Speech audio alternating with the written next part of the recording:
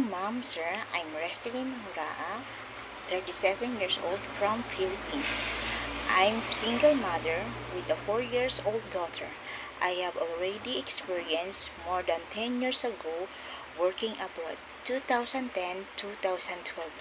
The first was in Singapore, taking care of children 6 months old and 1.5 years old. I also do household chores like cooking children's food, and if I have more than time, I clean the house too.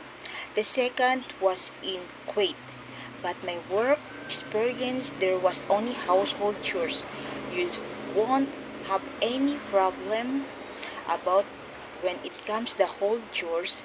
I know how to manage my time and multitasking while I taking care of your children.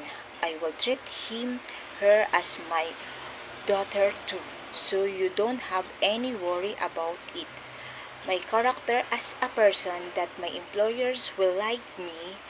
For me as a domestic helper, I will respect and loyal to my employer, and I will promise to finish my contract.